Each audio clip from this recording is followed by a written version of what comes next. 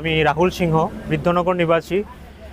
গত কিছুদিন পূর্বে আমি লক্ষ্য করি যে আমাদের একটা জয়েন্ট প্রপার্টি সম্পূর্ণ বেআইনিভাবে অন্য বাকি অংশীদারদের বঞ্চিত করে সুশান্ত সিনহা বেআইনিভাবে জায়গার দলিল এবং পর্চা বের করে অসৎ উপায় অবলম্বন করে।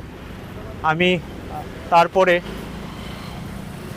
সিভিল কোর্টে দুটি মামলা এবং ক্রিমিনাল কেস সাবমিট করেছি।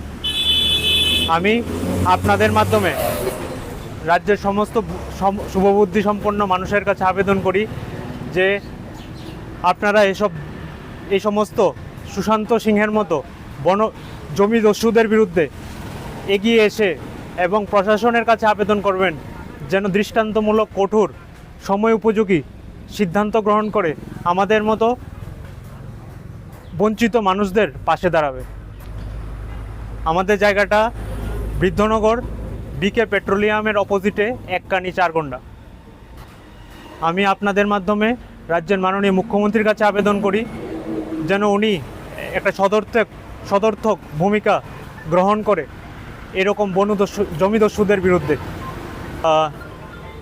জমির পর্চা দলিল সমস্ত কিছু আমি স্পিড পোস্টের মাধ্যমে মাননীয় মুখ্যমন্ত্রীর কাছে প্রেরণ করেছি এবং আপনাদের মাধ্যমে রাজ্যের মুখ্যমন্ত্রী এবং সমস্ত উচ্চপদস্থ আমলাদের কাছে আমি আমার একটা ন্যায় বিচারের জন্য আপনাদের মাধ্যমে কঠোরভাবে একটা আবেদন করি।